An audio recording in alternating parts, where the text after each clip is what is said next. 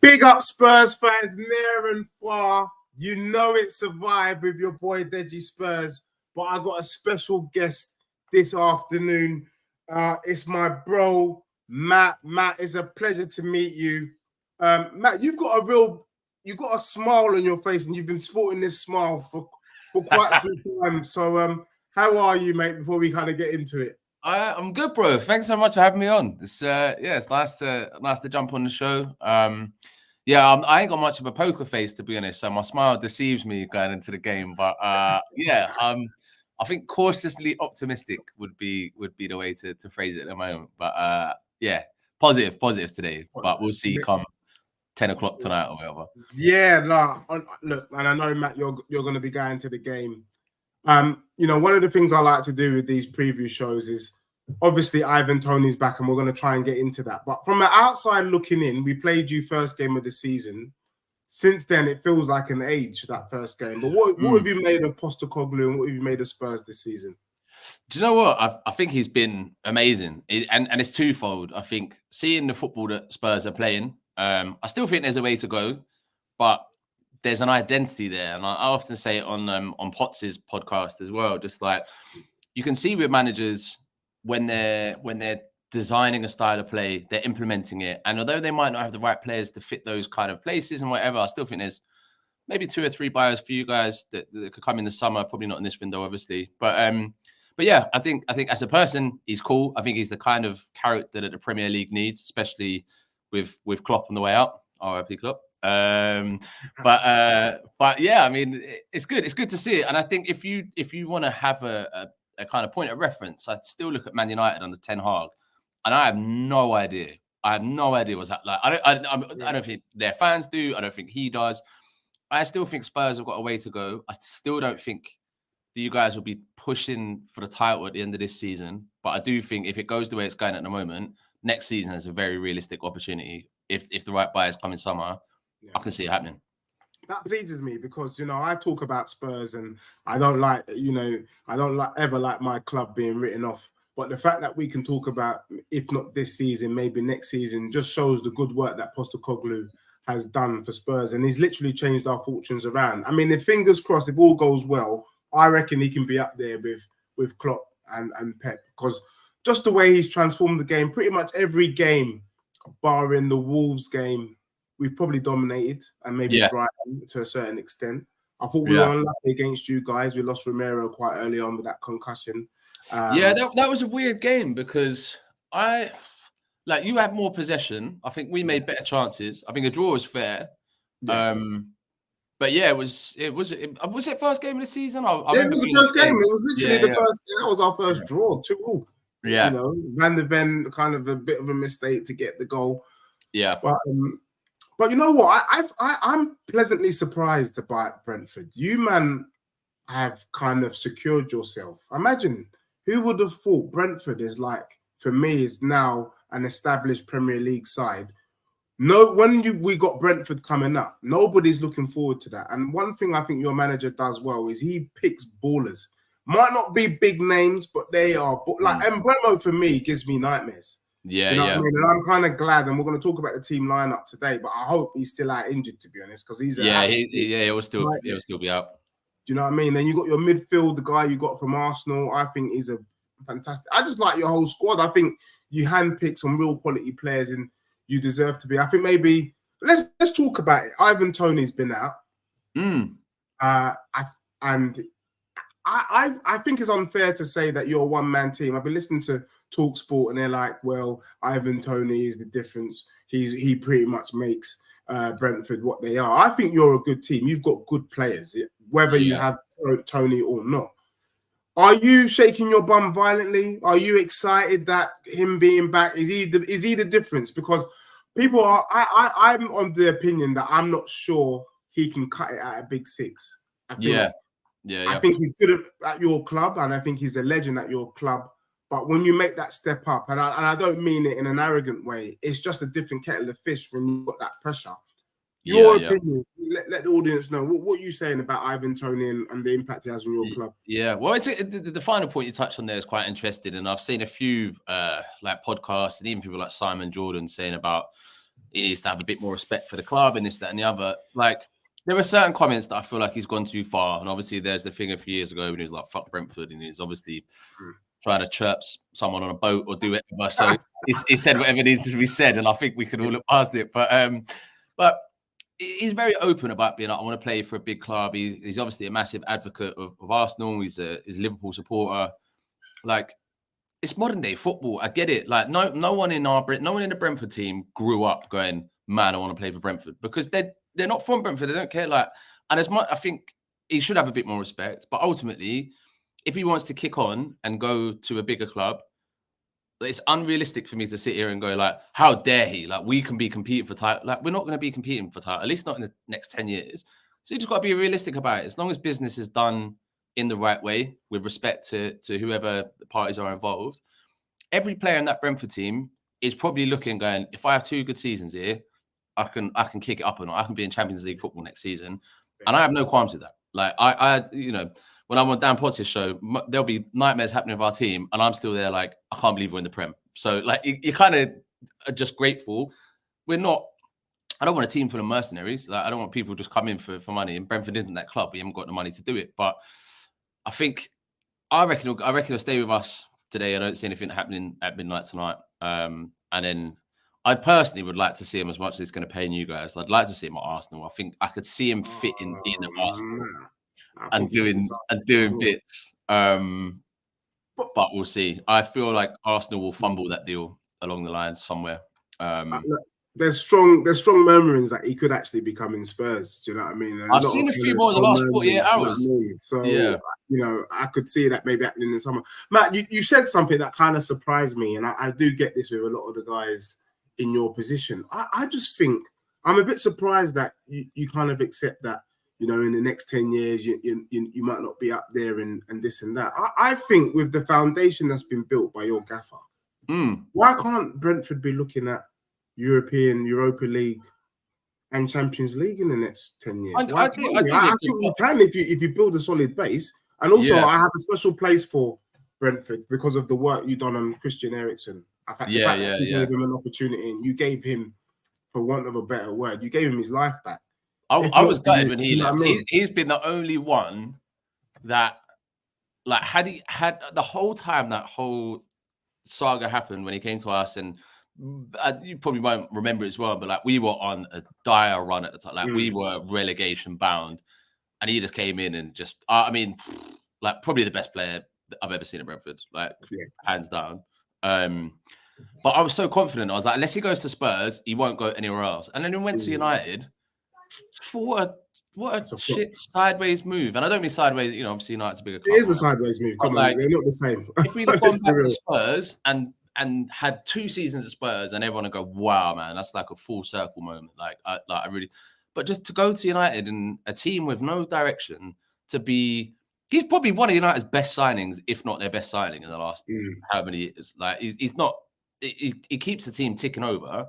But yeah, going back to the original point, I think we can build.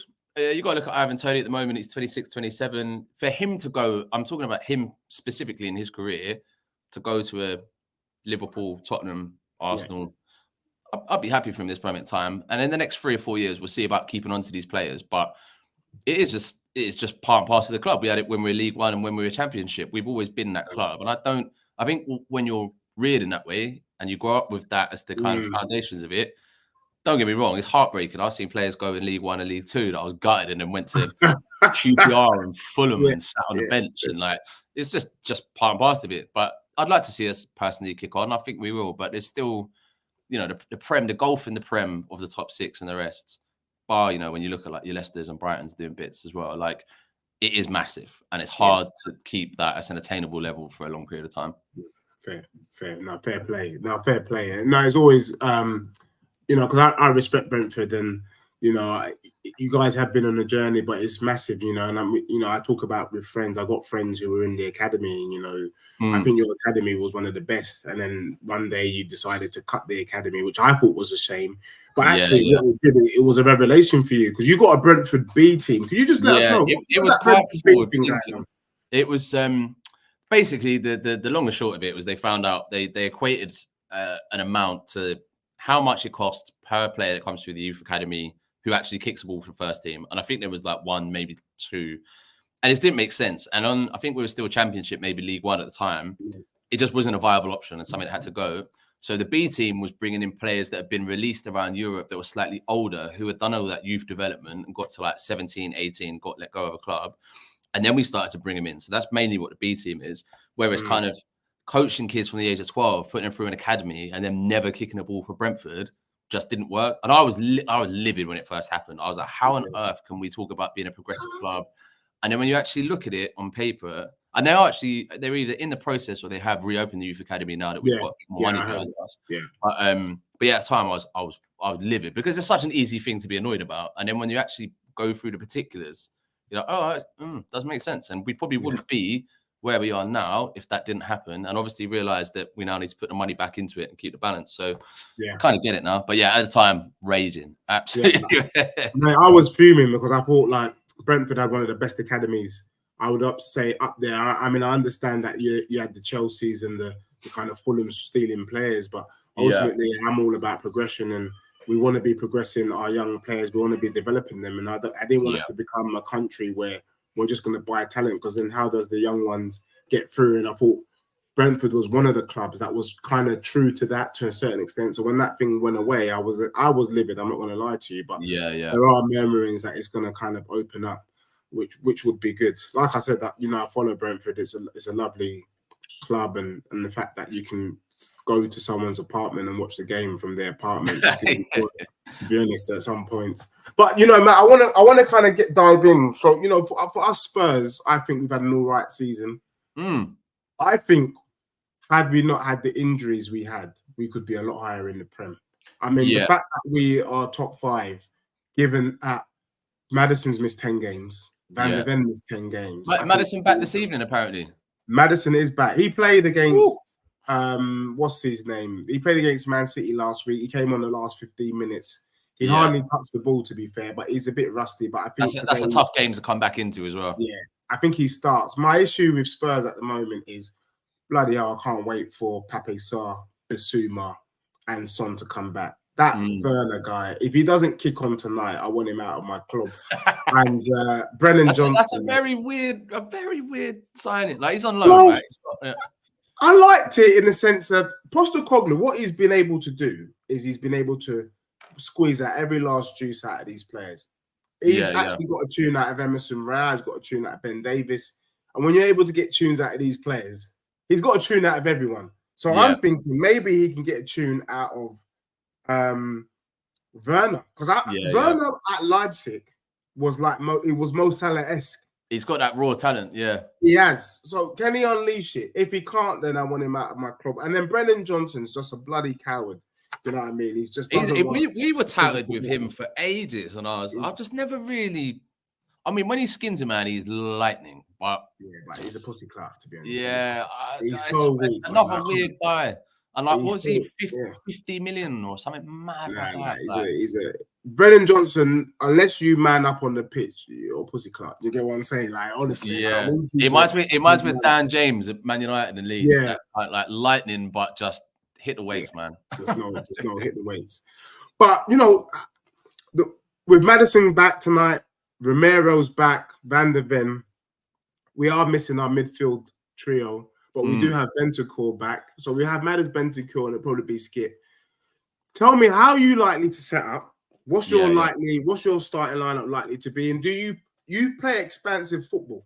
To be Yeah. honest, you don't do the low block, and I think your gaffer was pleasantly surprised at how much we pinned you in that first game because you guys are expansive. But yeah, how are you likely to shape up? Starting with your goalkeeper and working your way through. We'll definitely have in and around 30% possession tonight. Under no illusion that it will be any different to that. Which is fine. You know, it's how it's worked for us. The quick break, very similar to you guys. Our team has been riddled with injuries throughout the season. So, in addition to Tony being gone, all of our back four is out at some points. Our wide players, obviously, in Buemo's out at the moment. Weiss at AFCON as well. So we are really just on a bare bones squad. So it'd be interesting to see how we line up. I mean, the general. I'll give you one. I'll just open my door. Give me 1 second. Yeah, no worries, no worries. Yeah, thank you, Jonas C, for agreeing. Jonas is a coward, spot on, prefers to pass backwards, then do 1v1. And Jonas, the thing is, I thought we bought Johnson for that purpose, to do the 1v1. So I think you're absolutely spot on. Now, go on, Matt, go on. Just yeah. So basically, just the squad at the moment is very, very flat. There's a lot of holes in it. People are coming back. I was hoping we'd do better in buying this window, and we haven't done much. We actually had quite a bad summer window as well. So it's one of those things where it's just being a smaller club, it is quite hard to kind of compete with those things. And I know that you guys have been done over by injury this season. There's actually a conversation I was having yesterday with someone about the kind of slight introduction of 5 subs as well, which definitely benefits the kind of Man Cities of the world that have got two starting 11s.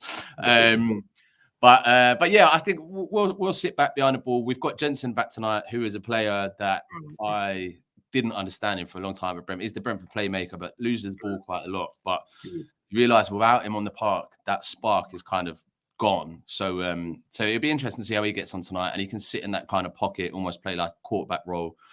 And obviously with Tony back, it just means we've got an outlet as well, man. We don't particularly play long ball, but it is good to have him as an option up top, just to kind of gain a few yards and get out. And I think that'll be one of our big ones tonight. I think it'll be hitting on the break and just using Tony as the postman up top. Set pieces always makes me sound like kind of vintage Bolton or something, but set pieces from guys football here. Which I'd like to believe we're not in that ilk of football, but yeah, you know, there's always a chance. And when you go to a bigger club away from home, just always a chance in those things. Although to be fair, we've been terrible defending set pieces at the moment as well. So we'll have a look. That's one of Spurs' strengths. One of our strengths this season is actually we've been quite good at set pieces. The other thing I would say is that I think it will be long for Tony tonight. Yeah. I think Romero, what does Romero like? He wants the big bad wolf. And you know, Ivan Toney, the Haalands of this world, they're the big bad wolves. Yeah. And that's where Romero really shows his colours. He wants to let you know that he's the man. So Romero versus Ivan Toney is going to be a fantastic battle.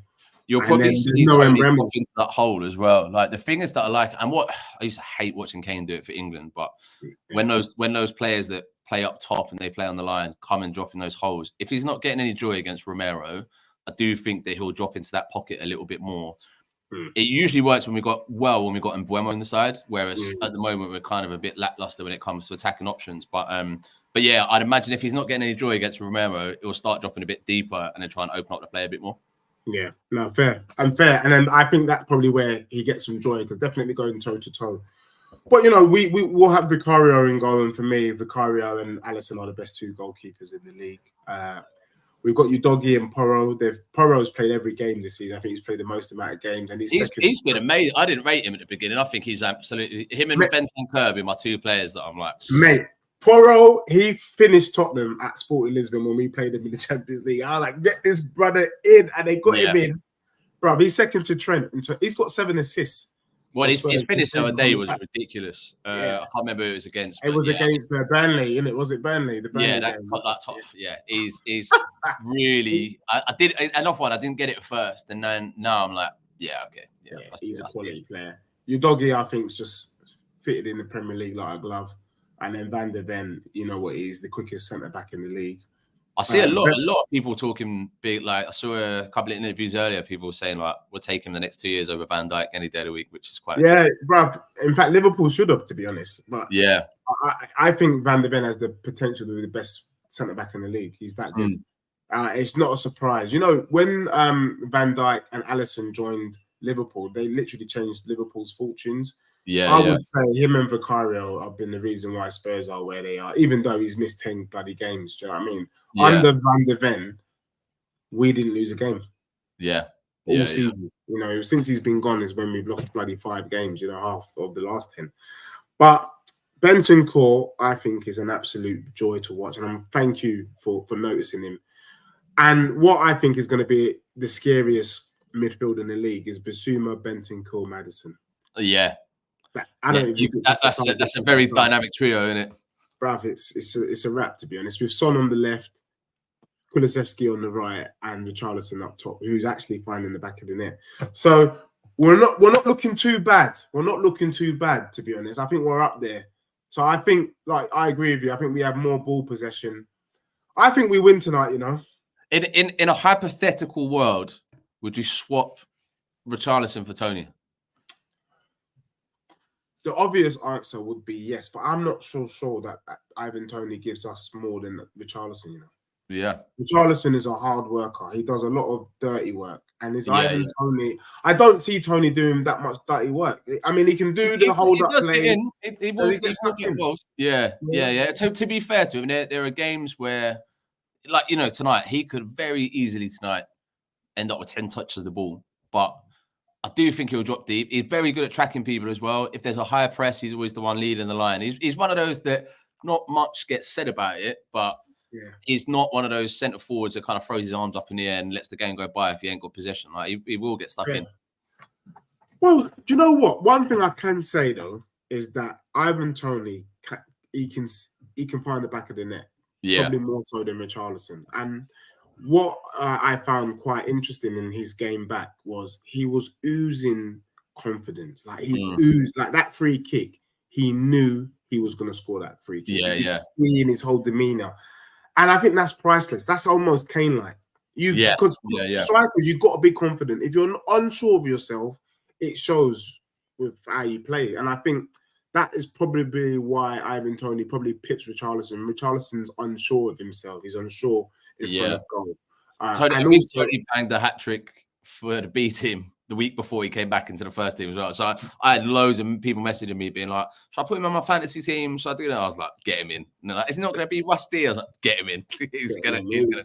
He's far from. So yeah, I think he's a class act. And in a world where there's hardly any strikers, I think he's definitely up. Yeah, I think I'll take Tony, to be honest. I've talked you into a deal. You talked me around, yeah. Mate, it can happen. You can talk people around on the show. So, Matt, just wrapping up quickly, because I know this was a quick whistle kind of preview. What's your predictions for tonight's game? That's a good one. I reckon maybe I'll give you two. What's your head saying, and what's your head saying? I can see there being goals. I reckon I'd love us to win 3-2. I can see it being another 2-2. I can see it being another 2. I can just see it being something contentious in there as well, I'd imagine. But yeah, I would like to believe. I don't see it being goalless. Yesterday I had a really bad fear that we were going to get thumped 5 or 6, but I think I'd love us to win 3-2. I think it will be a 2-2 draw. Yeah. For me, I would have said it would have been a thumping had Son, Bissouma, and Pape Sarr been available as well. Because then our full squad, then I'd be like, it's long for you, especially with your players out. But with what we got right now, I'm going with a conservative 2-1 Spurs. Usually when you come to our ground, you play really well, but we always seem to just dig out a result. It's quite weird. Like, we don't really do anything. Last season, we won at your ground. I don't even remember it. I don't know if the season last game. It was dusty. It was dusty. I mean, everything onto Conte for me is a blur. I can't even lie to you. But yeah, you probably did. Because I was like, we've never gone there. I went to the one the season before that, and I think you beat us like 3-0, and we didn't even get a sniff. And then I said it earlier. Someone was like, "Oh, you won there last season." I was like, "I don't think we did." But so I don't even remember that game, but I'll cling on to it for dear life. And and it was Conte, so for me, I write it out. But I find even like when we played you guys, I think it was the FA Cup or Carabao Cup games, always tight games, but Tottenham just somehow snuff it. I think it's going to be a tight game, but we sniff it out. Also because Brennan Johnson and Werner ain't working at the moment. Unless them two click, we are playing with literally 9 men. Do you know what I mean? Especially when we got Reguilon on the pitch as well. Oh, and you got the Reggies playing against us. I don't know if he's probably not allowed to play, I guess, but yeah. Well, he's not. Is he on loan or you bought him off us? I think he's on loan to the end of the season. Oh, yeah, well, good. Then he can't play. But then also the cheeky fact that you bloody stole Nusa from us. Well, it's not happening. It's not happening. Is it not happening? He failed medical yesterday. Whoa. Yeah, gutted. So he's a baller because we were already pissed that you guys beat us to the. There's a few people sniffing around. He failed a medical test for something like a bad back and cartilage in his knee, so it looks like very unlikely now. Yeah, gutted because that is where obviously we'd hedged all our bets on him, and we needed a player like that, and he is obviously amazing. But yeah, apparently because I didn't think people failed medicals. I just thought that was a formality. You do. Yeah, and there was an article in maybe the Athletic or something today that's been like, can you name the famous like medicals that people fail? And I think John Hartson was one a few years ago. But yeah, one open to the forum if anyone can name any of the most spectacular failed medicals over the years. But yeah, hopefully something happens. But knowing our luck, I feel that one's dead in the water. So gutted.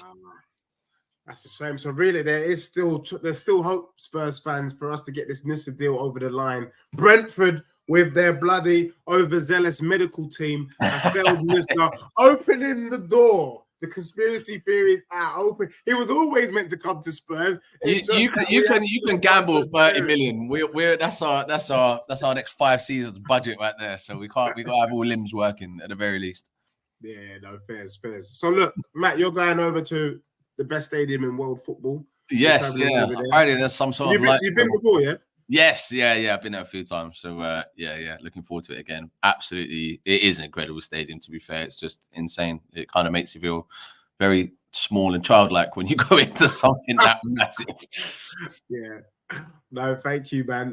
Nah, it is, and I feel like Spurs are doing all the right things off the pitch. All we've got to do is get it right on the pitch. And I really do feel that we've got Postecoglou, who'd probably take home. Before we wrap up, we've done the predictions. You're hoping for a win, but we really think Spurs might nick this somehow. Well, at least that's what I'm hoping for. What does good look like for Brentford this season? Good question. Obviously not getting relegated. And there was a point... because of injuries, Brentford are one of those clubs that a lot of people have an eye on, and I'll speak to my friends and they'll be like, you guys are doing well. And then we'll have, our results before. We lost 6 on the bounce until we beat Nottingham Forest the other week. We need to get our players back. We needed to buy 2 players in this window for me. And I'm not a massive advocate of January transfer signings, and knee-jerk reactions, but I wish we had got a couple of players in. Still a few hours left. Can't see it happening. Staying up was the main one. I think we've had so many injuries, and I know it hinders your kind of process of trying to win the league. But for us, it also put us into a point of flirting with relegation that I don't think we would have been in had we had, not the amount of injuries we had, like a sufficient build up over time. I think trying to finish 10th, 11th, I think we'll probably be a bit lower. I think we'll be around the 14, 15 mark. I think the bottom 3 will start giving out towards the end of the season. But yeah, just building, keeping on to the players we got. I think everyone in the camp is expecting Tony to go, which apparently we've already got scouts out there looking for the replacement and whatever. So yeah, staying up, which I feel confident we will do. No late pushes, out the FA Cup, out all the cups really. So yeah. Welcome to my club. But yeah, it's a bit of a boring one, but yeah, staying up. I felt a lot more confident about it kind of a few months back, and then there was a bit of a wobbler. But I think there's 3 worse teams than us on average over the course of 36 games. Fair. Well, let's hope so. I think Brentford, for me, are a typical. What I love is the good old-fashioned way, and I think you guys have built from the ground up.